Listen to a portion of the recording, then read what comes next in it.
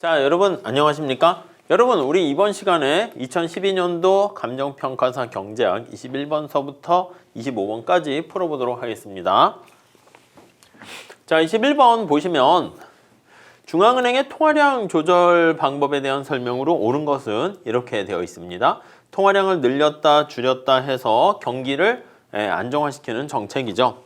자, 1번 보시면 법정 지급 준비율을 인상하면 시중은행이 예금액 중에서 대출할 수 있는 금액이 증가한다?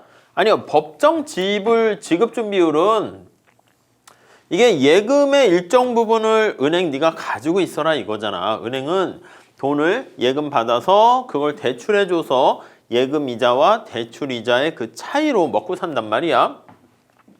가능한 한 많이 대출하려고 하는데 너무 대출을 많이 했다가 나중에 예금한 사람들이 내 돈 주세요 했을 때 내 돈을 못 주면 어떻게 됩니까? 문제가 되잖아. 그러다 보니까 이렇게 법정이니까 필요야. 필요 지급 준비율인데 이러한 필요 지급 준비율이 올라가면 대출할 수 있는 금액은 감소한다. 이렇게 돼야죠. 이해가 가시죠? 다음 2번. 자, 중앙은행이 국채를 시중은행 A에 매도하면 중앙은행이 국채를 매각입니다. 매도하면 본드를 은행에 주면서 뭐 대가 받아야 되잖아. 돈을 받겠죠. 그러니까 돈을 흡수하게 되니까 통화량이 줄어드는 거야. 그래서 지급준비금 자체가 이제 저쪽으로 중앙은행으로 가게 되는 거니까 감소한다. 이렇게 얘기를 해야죠. 다음에 3번. 법정 지급 준비율 인하하면 승수가 어떻게 돼요? 이게 기본적인 승수는 Z분의 1 이렇게 보시면 되잖아. 그러니까 인하하면 승수는 증가한다. 이렇게 얘기해야죠. 다음 재할인율을 인상하면 그러니까 법정 지급 준비율과 재할인율은 다 인하해야지 통화량이 증가합니다. 인상하게 되면 통화량이 감소한다. 이렇게 얘기하죠.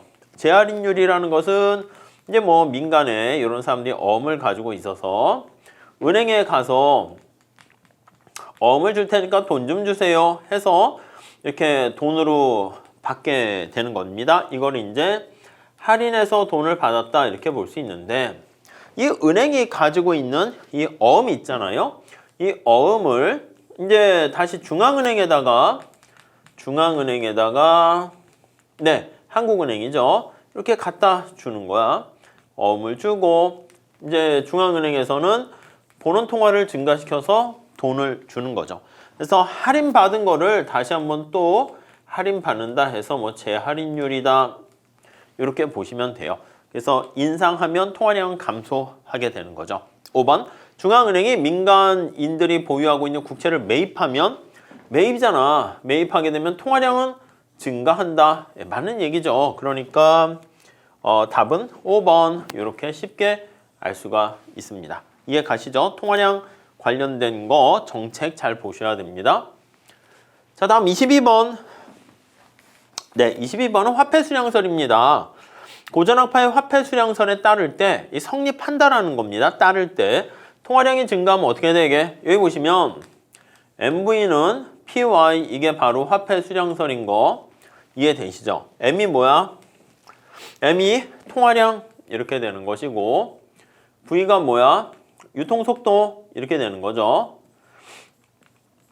유통속도 화폐 유통속도가 되죠. 여기서 이제 소득 대비니까 소득 유통속도 이렇게 되고 얘는 물가입니다. 얘는 국민소득이야. 국민소득 GDP 이렇게 되는 것이죠. 자, 이때 통화량이 M이잖아.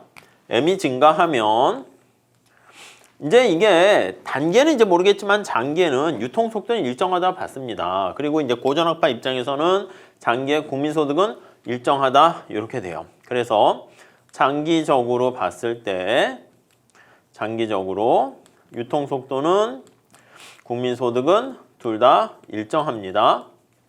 일정하고 일정하여 자, M의 증가는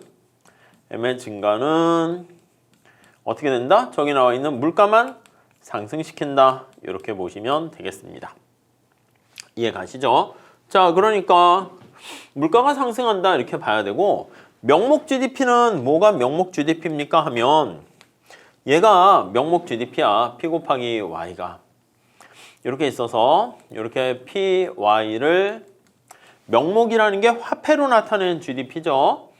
그래서 이게 명목 GDP 네 이렇게 되고요. 요 그냥 단순히 Y를 뭐라 그럽니까 하면 여기서 Y는 요거 실질 GDP 네 이렇게 된다 보시면 되겠습니다. 네, 그 정도 정리를 하시면 되겠네요. 3번 가져가시고요. 다음에 23번 볼까요? 자, 폐쇄경제 ISLM 모형과 관련한 설명으로 옳은 것 찾습니다. IS는 뭘 나타냅니까? 생산물 시장의 균형을 나타내는 것이고 LM은 화폐 시장의 균형을 나타내는 거죠. 그리고 노는 동네가 이자율과 국민소득 평면에 나타낸다는 거 잘 봐주세요. 그리고 이제 ADAS는 국민소득과 물가와의 관계로 나타내는 것입니다. 잠깐 정리하면 얘는 생산물, 실물 시장의 균형을 나타내는 거야. 생산물 시장의 균형을 나타내는 것이고 자, 얘가 어떻게 됩니까? 균형식은 Y는 C, I, 이자율, 정부 지출, 그 다음에 순수출 들어가도 되고 그래서 순수출, 수출 빼기 수입. 자, 그 다음에 여기 나와 있는 LM은 화폐 시장의 균형을 나타내는 거죠. 그래서 화폐 시장의 균형을 나타내는 건데 균형을 국민소득과 이자율 평면에 나타냅니다. 자, 화폐 공급과 실질적인 의미의 화폐 공급과 화폐 수요, 거래적 동기 화폐 수요랑 주기적 동기 화폐 수요 이렇게 표현이 되는 것이죠. 자, 한번 볼게요. 1번 ISLM 곡선에서 아니지 총수요가 도출되는 거죠. AD 곡선이 도출돼요. 왜냐면 AD 곡선 보면은 여기 총수요를 구성하는 게 생산물과 화폐 시장. 이게 케인작파 모형 아니겠습니까? 그래서 이 ISLM 모형은 이게 케인작파의 모형이 되는데 케인즈의 모형이에요. 케인즈가 만든 건 아니고 이제 케인즈의 아이디어를 힉스라는 학자가 한센과 같이 만들었는데 모형으로 케인즈는 수요를 강조하잖아. 그래서 수요 측을 반영한 모형이다. 이렇게 보시면 되겠습니다. 자, AD 곡선을 도출하게 되고 정부 지출의 구축 효과는 발생하지 않는다? 아니요. IS가 우하향하고 LM이 우상향하게 되면 여기 나와 있는 것처럼 이렇게 정부가 정부 지출을 증가시키잖아? 그러면 국민소득이 어떻게 됩니까? 국민소득이 이렇게 증가한단 말이지. 이렇게 증가하게 되면은 여기 나와 있는 것처럼 이자율이 올라가면서 이렇게 이자율이 올라가면서 국민소득이 감소하잖아. 이게 바로 크라우딩 아웃 이펙트에서 구축 효과다. 이렇게 얘기를 하게 됩니다. 네, 이해 가시겠죠? 네, 그렇게 봐주시고 구축 효과 발생하죠. 자, 현재 경제 상태가 IS의 왼쪽, LM의 오른쪽에 있다면 이거 어떻게 돼? IS의 왼쪽, LM의 오른쪽. 여기네, 여기. 여기가 지금 3번이죠.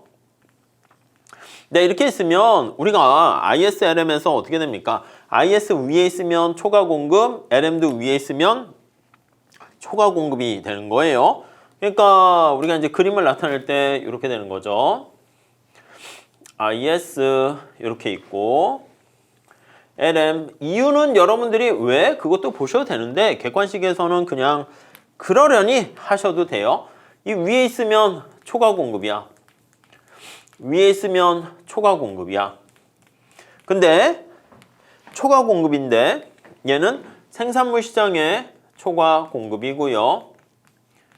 그리고 LM 곡선 위에 있으면 대신 화폐 시장의 초과 공급이죠. 얘도 초과 공급. 네, 이렇게 되어 있습니다. 이해 가시죠? 역시 똑같습니다. 암기하기 쉬워요. IS 밑에 있으면 초과 수요, LM 밑에 있으면 초과 수요 이렇게 보시면 되겠습니다. 자, 그럼 여기에 있어. 3번 여기에 있어. 그러면 IS 밑에 있어. 초과 수요지. 상품 시장은 초과 수요입니다. 초과 수요. 초과 수요. 그리고 LM 곡선도 밑에 있네. 초과 수요. 둘 다 초과 수요 이렇게 봐야 됩니다. 자, 그 다음에 피구 효과에 따르면 물가가 하락할 때 IS 5초 맞습니다. 이걸 뭐 실질 잔고 효과 해가지고 아니면 피구 효과해서 물가가 하락하게 되면 이게 실질 부가 에셋이라고 할까요? 실질 자산이 물가 하락해서 증가하게 되는 거야. 그럼 내가 부자가 되는 거 아니겠습니까? 부자가 증가해서 부자가 돼서 소비 증가로 연결이 되는 거야. 소비 증가로 총수요가 증가하게 되고 그 결과 국민소득은 증가한다. 이렇게 흘러가게 됩니다. 오케이? 이해 가시죠? 맞아요. 이게 답이야. 자, ISLM 모형에서 물가는 이거 외생변수지. 아니 우리가 그래프 그릴 때 여기에 나와 있는 국민소득과 이자율 이외에 나머지들 X축과 Y축에 없는 변수는 다 뭐야? 그게 외생변수다. 이렇게 모형 밖에서 결정되니까 그래서 외생변수다. 이렇게 보시면 되겠습니다.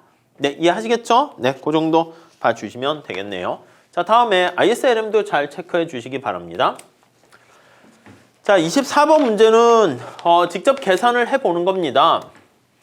생산물 시장과 화폐 시장을 동시에 균형시키는 ISLM 그걸 이용해서 물가 수준을 구해봐라 이거입니다. 자, 우선 첫 번째 여기 나와 있는 것처럼 이게 생산물 시장의 균형을 나타내는 거 그리고 화폐 시장의 균형을 나타내는 거 이렇게 찾아낼 수가 있게 됩니다. 자, 이렇게 되어 있고요. 자, 요거 한번 볼게요. Y는 CIG에다가 대입을 하는 거야. 여러분들이 대입을 해보시죠. C는 어떻게 돼? 저기 있는 것처럼 20 플러스 0.5 Y 더하기 됐죠? 그 다음 I는 어떻게 돼? I는 30 마이너스 50R 더하기 정부 지출은 10 이게 IS 균형식입니다. LM은 어떻게 돼요? LM은 저기 나와 있는 화폐 공급 거기 보시면 요거 20 이렇게 화폐 공급과 화폐 수요가 같아지는 거죠. 화폐 수요. 원래는 이게 화폐 공급도 실질적인 화폐 공급 얘도 실질적인 화폐 수요 이렇게 돼서요. 얘는 0.01Y-R 이렇게 됩니다. 자, 그래서 이제 주어진 값을 이렇게 체크를 해 보시면 되겠습니다. 자, 요거랑 요게 똑같은 것이고 여기 주어진 값들 조금 더 대입해요. 여기 화폐 공급이 얘가 20 이렇게 되면 되겠죠. 되시죠? 자, 그리고 이제 뭐라고 얘기했냐면 Y가 얼마라고 그랬습니까? Y가 100 이렇게 돼 있어요. 여기다가 100 집어넣으시고 여기다가 100 집어넣으시고 여기다가 100 집어넣으시고 자, 그렇게 돼서 여기 나와 있는 식을 이제 이용하는 거지. 요거 Y는 요거식 IS식 나오고 요거 LM식 나오고 요거 두 개를 같이 연립해서 푸시면 우리가 원하는 이거 다 집어넣으면 이자율 구할 수 있어요. 이건 여러분들이 뭐 연립방정식을 풀어 보시면 되겠습니다. 그래서 R 값을 구할 수 있고 R 값을 구할 수 있죠. 이렇게 할까요? 색깔을 얘를 100이라고 집어넣어서 계산을 하시면 R 값이 얼마요? 뭐 0.2 이렇게 나오게 되고 IS식에다 대입하면 요것도 0.1을 여기다 대입하게 되면 P 값은 25 이렇게 나오는 걸 알 수가 있습니다. 이건 여러분들이 그냥 연산 쭉 해서 풀어 보시면 되겠습니다. 자, 그 정도 봐주시고 다음 25번 자, 총수요 총공급 모형에서 총수요 AD를 이동시키는 요인으로 옳지 않은 것은 나와 있습니다. 우리가 앞서 본 것처럼 총수요 곡선과 관련한 게 IS, LM 요거를 모두 우측으로 이동시키는 요인은 얘는 역시 마찬가지로 AD를 우측으로 이동시킨다. 이렇게 정리를 하시면 되겠습니다. 아시겠죠? 자, 1번에 원유 등 주요 원자재 가격 하락. 이거 뭐야? 이게 비용이 코스트가 하락하는 거잖아. 이렇게 코스트가 상승 하락한다라고 하면 비용과 관련된 거니까 이거는 AS 곡선이 하방으로 이동한다. 뭐 문제는 쉽네요. 네, 그렇게 보시면 되겠습니다. 답이 1번이야. 예. 다 2번. 가계의 신용카드 사용과 관련한 소득공제를 축소하는 거야. 그러니까 신용카드 같은 걸 사용해서 막 소비를 하려고 그랬는데 그러면 이제 세금을 깎아줘서 조세 감면의 효과가 있는 거지. 근데 그걸 축소하게 되면 쉽게 얘기하면 소비가 카드를 잘 안 쓰면서 소비가 감소하고 IS가 좌측으로 이동한다. 그러면 AD도 좌측 이동입니다. 예, 이거 뭐 거기까지 써야 될까요? AD도 좌측으로 이동한다. 이렇게 보시면 되겠고, 신용카드 사기 증가로 현금 사용이 증가한다. 현금을 많이 쓰면 이게 이제 통화량이 이제 영향을 미치는 거 아니겠습니까? 그래서 우리가 어떤 통화량과 관련된 신용 승수값이 떨어지는 거야. 그래서 승수값이 하락하게 되고, 그러니까 결국은 통화량이 감소한다. 이렇게 보시면 되겠습니다. 그러면 통화량이 감소하면 LM 곡선이 좌측으로 이동하고, 그럼 AD 곡선도 좌측으로 영향을 미치겠죠. 자, 그 다음에 4번 봅시다. 가계의 미래 소득에 대한 낙관적인 전망. 내가 부자가 될 거라고 생각하는 거야. 미래 소득이. 그럼 현재 소비가 증가하겠죠. 미리 땡겨서 소비를 하게 됩니다. 그러면 역시 마찬가지로 이때는 IS가 이동하죠. 우측으로 이동할 거야. 그럼 AD도 우측 이동합니다. 자, 5번 유럽의 재정 위기로 인해서 유로 지역의 수출이 감소했어. 그럼 순수출이 감소하잖아. 이거 IS에 영향 미치는 거 아시죠? 그러면 IS가 좌측으로 이동하고 결국 AD도 좌측 이동한다. 이렇게 보시면 되겠습니다. 아시겠죠? 그래서 AD, AS 요거에서 총수요와 관련된 게 ISLM이다 라고 정리하시면 되겠어요. 그래서 ISLM을 우측 이동시키는 것은 AD도 우측 이동시키고, 그리고 IS가 우하향하잖아. AD도 우하향하죠. 그래서 AD도 우하향하기 때문에 AD 곡선의 형태는 AD 곡선의 형태, 기울기라고 할까요? 기울기는 뭐랑 닮았습니까? IS랑 닮았어. 그래서 IS와 유사하고 LM과 반대다. 이렇게 봐주시면 되겠죠. 그러니까 IS가 가파르면 AD도 가파르고, 그리고 LM이 가파르면 반대가 되니까 AD는 완만하다. 이렇게 보시면 되겠습니다. 아시겠죠? 자, 이렇게 하시고 다음 시간에 26번서부터 계속 풀어보도록 하겠습니다. 감사합니다.